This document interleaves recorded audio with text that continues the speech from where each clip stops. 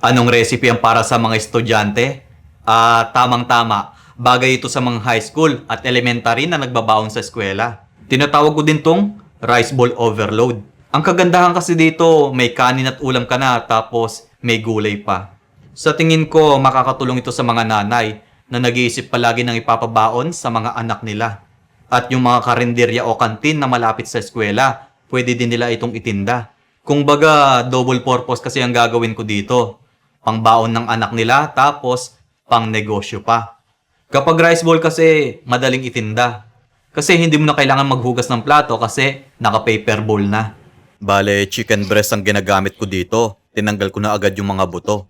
Hiniwa ko lang ng pa-cubes para magandang tingnan sa rice bowl ko.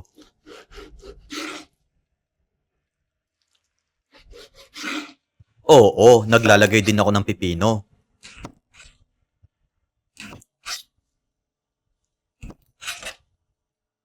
Tapos yung kamatis, pampaganda ko sa video. Bago ko pirituhin yung manok, minamarinate ko muna. Naglalagay lang ako ng bawang, paminta, asin, at paprika. Yung isang pirasong itlog ang nagsisilbing binder ng manok ko. Siguro mga isang oras ko lang iiwan ito para kapit na kapit yung lasa bago ipirito.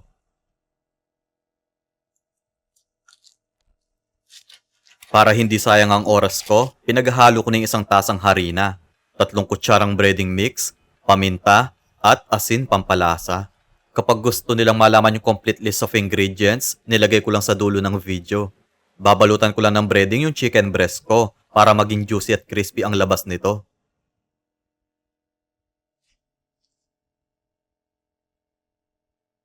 Oo, puti yung lutuan ko. Heto yung nabili ko sa TikTok na pinakita ko dati sa video. 1,600 pesos ang presyo pero tatlo na din ito. 2 taon na kasi yung dating non-stick pan ko kaya bumili ako ng bago. Nilagay ko lang sa TikTok ko kasi baka merong gustong bumili sa mga viewers ko. Kapag kasi sa comment section ko nilagay, natatabunan nito. Search lang nila sa TikTok, Lokong Kusinero. Tapos, i-click lang nilang kauna-unahang video. Nandun sa yellow basket ito. Okay ng manok ko. Sakto ang pagkakapirito. Magkano ang presyo ng kada bowl nito? Alam mo, yan ang mahirap gawa ng presyo. Kasi yung lugar natin magkakaiba. May mga mura na bilihin dito na mahal sa kanila. O kaya naman mas mura dahil probinsya. Kapag nagbibigay ako ng presyo base sa ingredients cost ko, ang sasabihin nila, ang mura ng benta. Kapag medyo mataas naman, wala daw bibili kasi ang mahal daw kung ititinda. May mga ganun talaga. Pero hindi ko naman nila lahat ha. Yung iba kasi kakapanood pa lang ng video, kahit hindi pa ginagawa yung recipe, nagre-reklamo na. Kasi nasa sa kanila naman yun, di ba? Pwede nilang i-adjust yung presyo base sa pagkakabili ng ingredients at lokasyon nila. Kung baga, guide lang kasi yung presyo na binibigay ko. Ang tinuturo ko lang kasi talaga ay yung recipe na pang negosyo. Pero marami pa din naman na madiskarte talaga. Magchat-chat pa sila na in-adjust nila yung presyo kasi murang pagkakabili nila ng rekado. Kaya mura din ang pagkakabenta nila nito. Yung mga ganong tao talaga ang hinahangaan ko. Naglalagay din ako ng itlog sa rice bowl ko para pamparami. Yung pinipirito ko, 2 pirasong itlog lang to.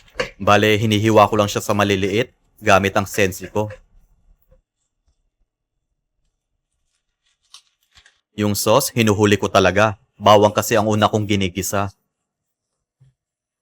Tapos, 4 kutsarang ketchup ang nilalagay ko.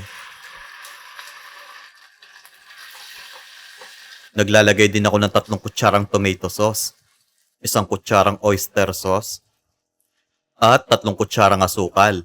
Oo, medyo manamis-namis ito kasi yung mga estudyante kadalasan yan ang kanilang gusto. Naglagay lang ako ng paminta. Actually, naglagay din ako ng asin dito. Di ko lang napakita sa video. Ihahalo ko ang manok habang nakabukas ang lutuan ko para kapit na kapit ang lasa dito. Kaya pwede nilang ipabaw nito sa anak nila. Then, pangtanghalian na yung sobra. Kung mapapansin mo, nakakatakam talaga ang itsura. Paper bowl ang ginamit ko para makita nila na pwede din itong ipang negosyo. Yung lettuce, pampaakit siya.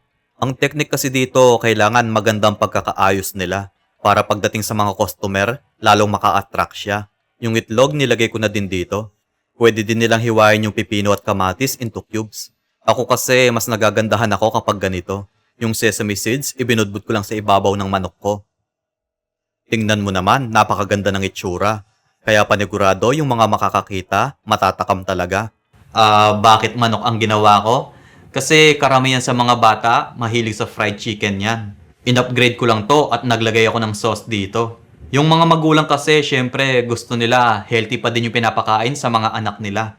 Kaya naglagay ako ng konting gulay at pinang-design ko dito. Pero depende pa din sa kanila kung gaano karaming gulay ang ilalagay nila.